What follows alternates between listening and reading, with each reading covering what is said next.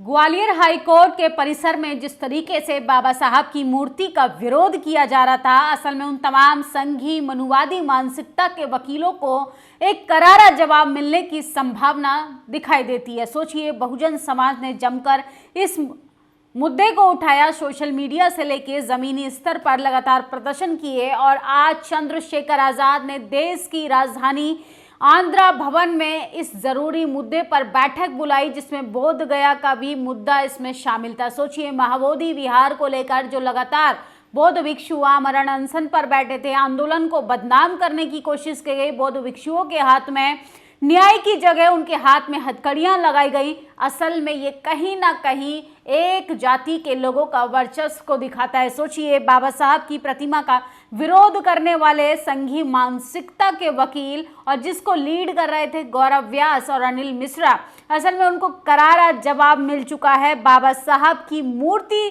अब ग्वालियर परिसर में लगेगी। मामला जो है अब बहुजनों के पक्ष में आने वाला है। कनिष्क नाम के यूजर ने अपनी सोशल मीडिया पर लिखा है, खुशखबरी है, ग्वालियर हाईकोर्ट में बाबा साहब अंबेडकर की मूर्ति को लेकर प्रिंसिपल रजिस्ट्रार ने पूरा मामला हाईकोर्ट की बिल्डिंग कमेटी को भेज दिया है। जल्दी फैसला लेने को कहा है। कुछ ही दिनों में मूर्ति को लेकर बड़ा फैसला आ सकता है। ये सब लोगों के दबाव और आंदोलन की ताकत है। मूर्ति तो वहीं लगेगी। हम नेशनल दस्तक पर आपको तमाम वो इंटरव्यूज भी दिखाने की कोशिश करेंगे जो लोग इस आंदोलन को करने के लिए ग्वालियर पहुंचे थे, लेकिन संघी वकील वहां पर भटकने तक नहीं आए। और आज देश की राजधानी में चंद्रशेखर आजाद नगीना सांसद जो हैं, उन्होंने बड़ी बैठक बुलाई है और आज दिल्ली के आंध्रा भवन में भीम आर्मी के राष्ट्रीय एवं प्रदेश कार्यकारिणी की मीटिंग हुई, जिसमें ग्वालियर हाईकोर्ट में बाबा साहब की प्रतिमा मामले व बोध गया महाबोधि विहार के मामले को लेकर बड़े आंदोलन की रणनीति पर चर्चा हुई। तो सोचिए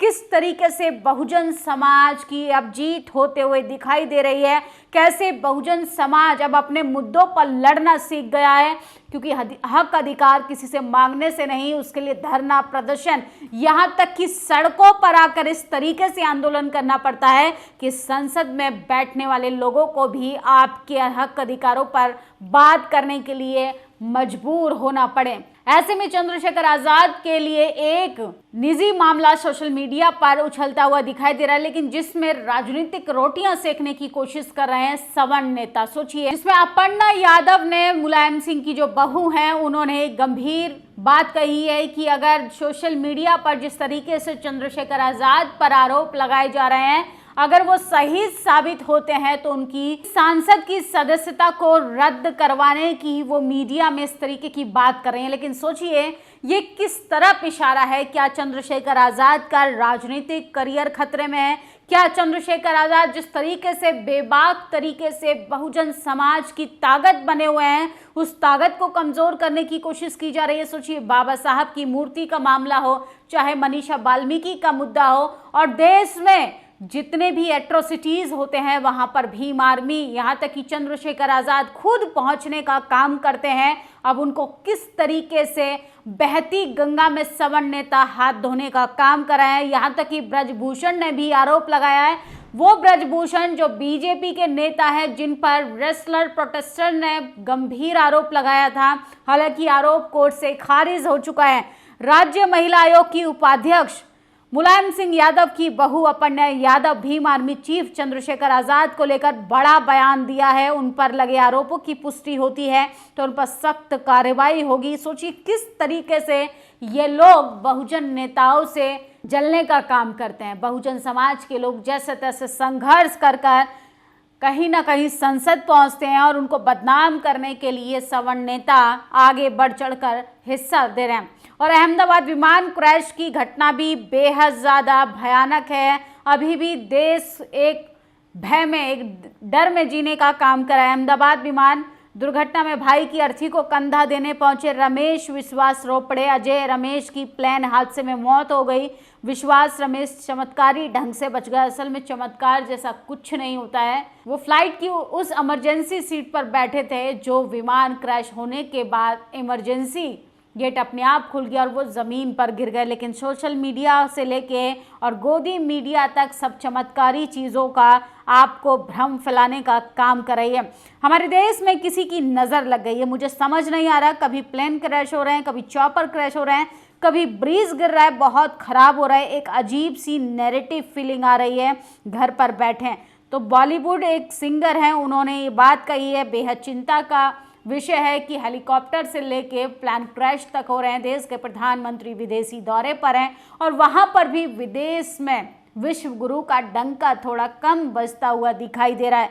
जब पत्रकार महोदय ने भीम आर्मी चीफ नगीना सांसद चंद्रशेखर आजाद से सवाल किया कि बाबा साहब को छोड़कर अब मनुवादी सामंतवादी भीम आर्मी से लड़ाई करना चाहते हैं, तो चंद्रशेखर आजाद ने एक दमदार जवाब देते हुए उनको चुप कराया कि भीम आर्मी हक अधिकारों के लिए लड़ने वाली एक कौम है जो कि आसानी से बैठने वाली नहीं है। अहमदाबाद प्लेन क्रैश के बाद एयर इंडिया के कई विमानों में तकनीकी खामी सामने आई है। इसमें यात्रियों को काफ़ी परेशानियों का सामना करना पड़ रहा है।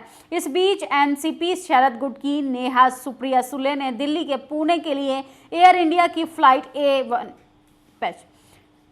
A12971 से यात्रा की। इसे लेकर उन्होंने एक पोस्ट भी लिखा है, बेहद चिंताजनक है। तो सोचिए, देश को बेहद खराब हालातों में ढकेल दिया गया है, यह एक बड़ी साजिश का हिस्सा बनाया जा रहा है। बहुत खराब सर्विस है एयर इंडिया की। सफ़र कर रही सुप्रिया सुले भी लगातार भड़कती हुई दिखाई दे रही हैं और महाबोधि विहार को लेकर मुक्त कराने के लिए भीम आर्मी का बड़ा आंदोलन शुरू करने जा रही है। साथ में विनय आचार्य भंते जी को रिहा करने के लिए भी संघर्ष किया जाएगा। भीम आर्मी भंते विनय आचार्य के साथ मजबूती से खड़ी है। चंद्रशेखर आजाद ने देश की राजधानी में एक बड़ा ऐलान किया है कि वो बाबा साहब की प्रतिमा को लगवा कर रहेंगे। उन्होंने एक बड़ी बैठक भी की। इसके बाद उन्होंने महाबोधि विहार को लेकर भी एक बड़े आंदोलन के लिए भी रणनीति बनाई है। एक ही दिन में एयर इंडिया ने कैंसिल कर दी 5 फ्लाइट। एयर इंडिया ने कहा उड़ान से पहले अनिवार्य जांच के दौरान एक कमी पाई गई थी।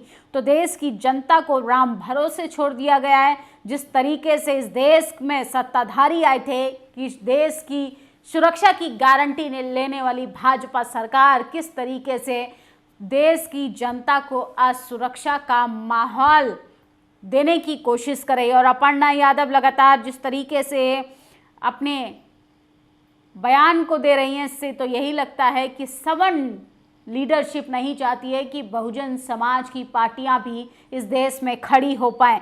नगीना सांसद चंद्रशेखर आजाद पे दर्ज होगा मुकदमा। बीजेपी के पूर्व सांसद ने कहा, सोचिए किस तरीके से ब्रजभूषण भी बहती गंगा में हाथ धोने की कोशिश कर रहे हैं। असल में तमाम जातिवादी मनुवादी वही लोग हैं जो नहीं चाहते हैं कि इस देश में बसपा मजबूत हो, सपा मजबूत हो, आरजेडी मजबूत हो। वो नहीं चाहते हैं कि इस देश में एएसपी पार्टी भी मजबूत हो। और चंद्रशेखर आज़ाद ने साबित किया कि इंसान को मजबूती के साथ, साहस के साथ अगर संवैधानिक अधिकारों पे लड़ना भी पड़े तो लड़ना चाहिए।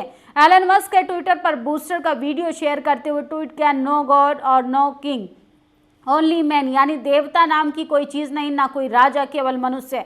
इसी सोच ने एलन मस्क को विज्ञान के क्षेत्र में सफलता प्राप्त करने के लिए सहायता की। लॉन्चिंग पैड से छोड़ा गया बूस्टर दोबारा सुरक्षित लॉन्चिंग पैड पर आना वैज्ञानिक चमत्कार नहीं जो एलन मस्क की कंपनी स्पेस एक्स ने कर दिखाया। भारत की उद्योगपति अंधविश्वास से ग्रसित हैं। इनोवेशन के नाम पर उनके दिमाग में केवल गोबर भरा हुआ है। आटा, चावल, तेल, फल, सब्जी तक बेच रहे हैं। भारत का इकोसिस्टम केवल अंबानी, अडानी, गोयंका, अग्रवाल, मित्तल, बिरला ही पैदा कर सकता है, लेकिन एलन मस्क, गेट्स, जुकरबर्ग जैसे लोग अमेरिका में ही पैदा होते हैं। तो सोचिए कैसे एक प्लेन क्रैश के हादसे को बचने वाले लोगों को भी बताया जा रहा है कि चमत्कार हुआ। वहाँ पर एक किताब का बचना चमत्कार बताया जाता है, लेकिन 200 से अधिक लोगों की जान चली जाती है। इस पर कोई बात बहस करने के लिए तैयार नहीं। तो आपको किस तरीके से गुमराह कर रहा है। और जिस देश का सबसे ज़्यादा दोषी है इस देश का टीवी अखबार। सोचिए अगर जनता की पेट में अगर भूख है तो आपको तमाशा दिखाया जाएगा, सर्कस दिखाया जाएगा, ताकि वो भूख की बात ना करे, ताकि वो अधिकारों की बात ना करे, रोजी रोटी की बात ना करे। ऐसे ही देश का टीवी अखबार है कि आपको गुमराह कर चमत्कार की बात कर रहा है, देवीय शक्तियों की बात कर रहा है, लेकिन विज्ञान पर तकनीक के मामले में देश पिछड़ता जा रहा है, देश पीछे होता जा रहा है। और देश के प्रधानमंत्री कहते हैं कि हम विश्व गुरु बनने की कगार पर हैं। कहाँ विश्व गुरु बन रहे हैं? वो G7 के समिट में भी दिख रहा है। देश के प्रधानमंत्री किस तरीके से भारत को किस और कौन सी विकास की श्रेणी में लेके जाना चाहते हैं। और ये है स्वामी आनंद स्वरूप, सत्य की मसाल जल चुकी है। BN राव को जबरन बाबा साहब के पैरेलल खड़ा करने की कोशिश की जा रही है। तो मनुवादी लोग जो हैं, एक मोनोपोली है जो इस देश के सारे सिस्टम पर कब्जा कर कर बैठी है, जो नहीं चाहते हैं कि चंद्रशेखर आज़ाद जैसे लोग राजनीति में आए, वो नहीं चाहते हैं कि बहुजन समाज अपने अधिकारों के लिए सरकार से सवाल करे, वो नहीं चाहते हैं कि ST SC OBC बहुसंख्यक आबादी वाला समाज अपने संवैधानिक अधिकारों को प्राप्त कर कर सिस्टम का हिस्सा बन पाए।